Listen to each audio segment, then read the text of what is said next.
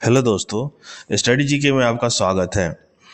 आज हम current affair के सीरीज का जुलाई 2024 के चौथे वीक 22 से 31 जुलाई तक के करंट अफेयर को हम डिस्कशन करेंगे।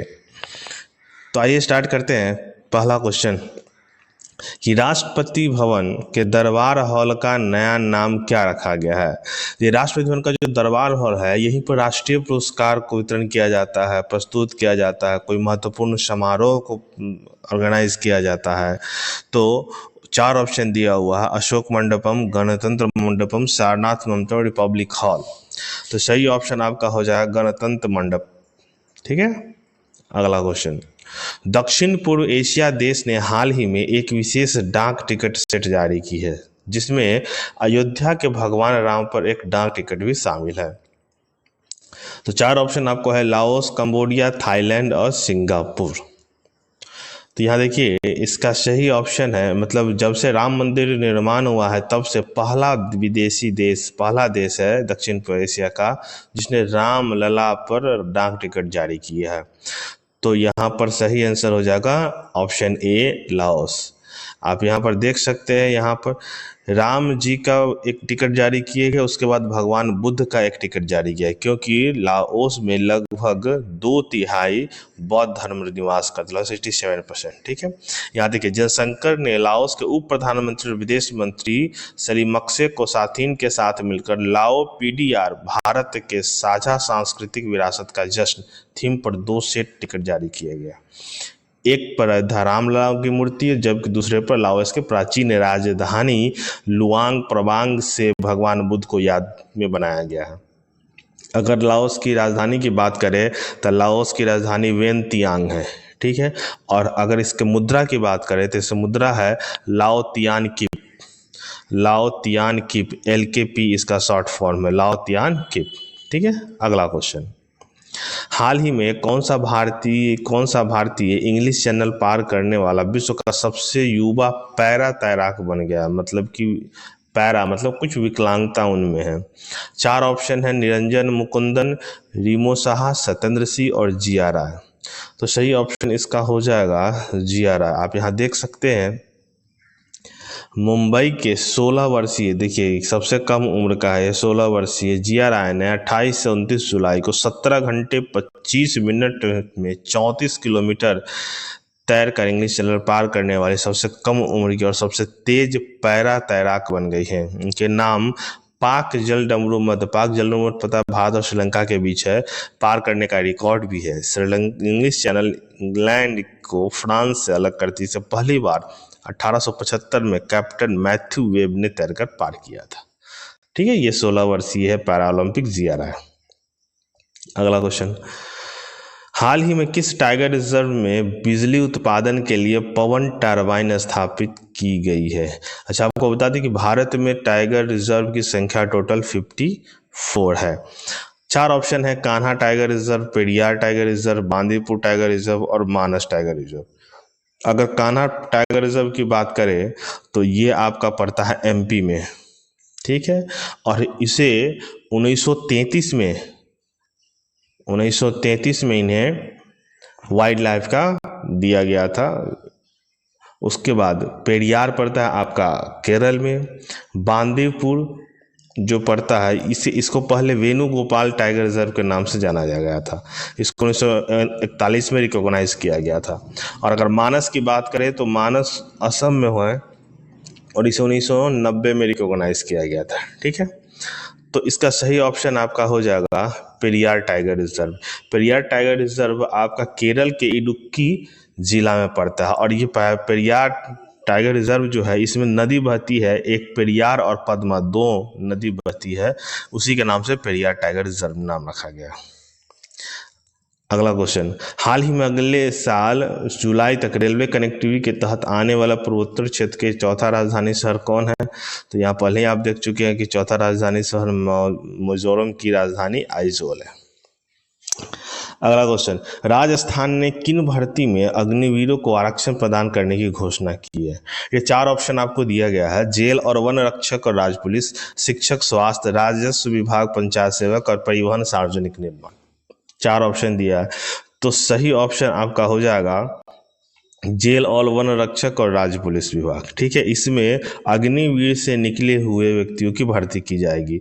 राजस्थान के मुख्यमंत्री का नाम भजनलाल शर्मा है।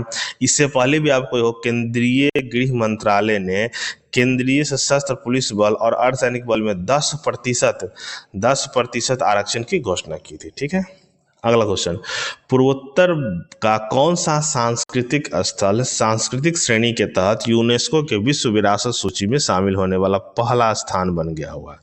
ठीक है, तो देखिए ये सांस्कृतिक जो कार्य यूनेस्को के द्वारा किया गया था 46वीं जो किया गया था भारत के नई दिल्ली में किया गया था। अब 4 ऑप्शन दिया गया है। पहला ऑप्शन है काजीरंगा, तो काजीरंगा को 1985 में यूनेस्को रिकॉग्नाइज किया गया था। ये असम के गोलाघाट जिला में है काजीरंगा। माजुली द्वीप की बात करें तो माजुली द्वीप ब्रह्मपुत्र नदी पर आपको दिया गया है। ठीक है, और ये असम में ही पड़ता है और ये इसे द्वीप जिला भी घोषित किया गया। भारत का पहला द्वीप जिला माजुली द्वीप जिला है। अगर कामाख्या मंदिर की बात करें तो कामाख्या मंदिर भी आपको असम में ही पड़ता है। असम के दिसपुर से 10 किलोमीटर दूर नीलांचल पर्वत में पड़ता है, याद रखिएगा नीलांचल पर्वत में। ठीक है, और अगर बात करें कि चौथा ऑप्शन है मोइदम्स, तो यही आपका सही ऑप्शन होगा मोइदम्स। मोइदम्स आखिर है क्या, इसको आगे हम देखते हैं। देखिए, नई दिल्ली में यूनेस्को के 46वें विश्व धरोहर समिति सत्र के दौरान असम में अहोम राजवंश, यहाँ देखिए अहोम राजवंश के मोइदम्स को आधिकारिक तौर पर सांस्कृतिक श्रेणी में भारत का 33वां विश्व धरोहर स्थल घोषित किया गया। सांस्कृतिक श्रेणी के अंतर्गत यूनेस्को की विरासत सूची है। पिरामिड, ये आपको पिरामिड टाइप का आपको दिख रहा है के समान 700 साल पुराने ये टीले दफन स्थल है। अहोम शासक के समृद्ध इतिहास और स्थापत्य प्रतिभा को दर्शाते हैं। मतलब इसमें राज घराना के जितने व्यक्ति मर थे उनको दफन किया जाता था। अगला क्वेश्चन, जुलाई 2024 के दौरान केरल के किस जिले में अपने इतिहास का सबसे घातक भूस्खलन हुआ था? देखिए ये मानसून के दौरान एक भूस्खलन हुआ था। केरल राज्य जो भारत के पश्चिमी तटीय राज्य है वहाँ एक भूस्खलन हुई थी पहाड़ टूटने का। तो सही ऑप्शन आपका हो जाएगा, जिसमें बहुत सारे नुकसान भी हुआ था। सही ऑप्शन आपका वायनाड। वायनाड की बात करें तो वायनाड से ही हमारे सांसद है राहुल गांधी। ठीक है, तो आप देख सकते हैं ये वायनाड में तबाह मकान, उफनती नदियाँ, बारिश और भूस्खलन का नाम। ये जागरण का है, एक आर्टिकल है, पिक्चर लिया गया है। आप देख सकते हैं पूरा का पूरा वायनाड तबाह हो चुका है। इसमें लगभग 200 प्लस लोग की मृत्यु हुई और बहुत सारे लोग बेघर भी हो गए। उस तूफान का नाम क्या है जिसने हाल ही में ताइवान, फिलीपींस और दक्षिण पूर्व चीन के कुछ हिस्सों को तबाही मचाई है? दक्षिण पूर्वी देशों को तबाही मचाने वाले उसका नाम है टाइफून गेमी। ठीक है, 4 ऑप्शन इसमें होगा टाइफून गेमी। ठीक है, अगला क्वेश्चन, सादो सोने की खदान को हाल ही में यूनेस्को विश्व धरोहर स्थल घोषित किया गया, यह किस देश में है? देखिए अभी जो 46वीं गठन हुआ था उसी में इसे भी यूनेस्को के अंतर्गत रखा गया। अब सादो सोने खदान क्या है, ये एक द्वीप पर बना हुआ है, ये बहुत ही प्राचीन चीज है और ये सोने की खदान है। तो सही ऑप्शन क्या हो जाएगा आपका जापान। ये आप देख सकते हैं सोने खदान एक द्वीप पर बना हुआ है, जिसमें आप देख सकते हैं ये जापानीज भाषा में कुछ लिखा हुआ है और इसी के अंदर ये खदान है जहां सोना निकाला जाता है। हाल ही में पेरिस के ग्रेविन म्यूजियम ने किस भारतीय अभिनेता के सम्मान में गोल्ड कॉइन जारी किया है? गोल्ड कॉइन जारी किया था फ्रांस के द्वारा जारी किया था। तो ऑप्शन दिया हुआ है सलमान खान, जूनियर एनटीआर, शाहरुख खान, अमिताभ बच्चन। देखिए सबसे पहले दिया गया था महात्मा गांधी को, मतलब पहला भारतीय। तो दूसरा भारतीय आपका हो जाएगा शाहरुख खान को दिया गया है गोल्ड कॉइन। ठीक है, तो सही ऑप्शन आपका हो जाएगा शाहरुख खान। भारत के पहले बहुराष्ट्रीय हवाई अभ्यास का नाम क्या है जो अगस्त 2024 में आयोजित किया जाएगा? 4 ऑप्शन है, युद्ध अभ्यास, विजय अभ्यास, तरंग अभ्यास और गरुड़ शक्ति। तो देखिए ये भारत का पहला है जो बहुराष्ट्रीय वायुसेना सैन्य अभ्यास है। इसमें लगभग 30 देशों के सेना भाग लेंगे। ठीक है, तो इसका सही ऑप्शन हो जाएगा तरंग शक्ति। ठीक है, सही ऑप्शन हो जाएगा तरंग शक्ति। आगे अगला क्वेश्चन, ये देख सकते हैं तरंग शक्ति का है, ये वायुसेना अभ्यास है। ठीक है, उस सैन्य अभ्यास का नाम क्या है जिसमें भारतीय सेना मंगोलिया में भाग ले रही है? 4 ऑप्शन है, रेगिस्तान तूफान, खान क्वेस्ट, लाल झंडा और कोबरा गोल्ड। तो इसका सही ऑप्शन हो जाएगा आपका कॉन्क्वेस्ट। अब ये जो अभ्यास आपको हुआ है मंगोलिया के राजधानी उलान बटोर में, ठीक है, और ये बहुराष्ट्रीय सैन्य अभ्यास है, इसमें थल सेना के लोग भाग लेंगे, ठीक है। अगला क्वेश्चन, हाल ही में किस देश ने अपना पहला महिला एशिया कप खिताब हासिल किया है?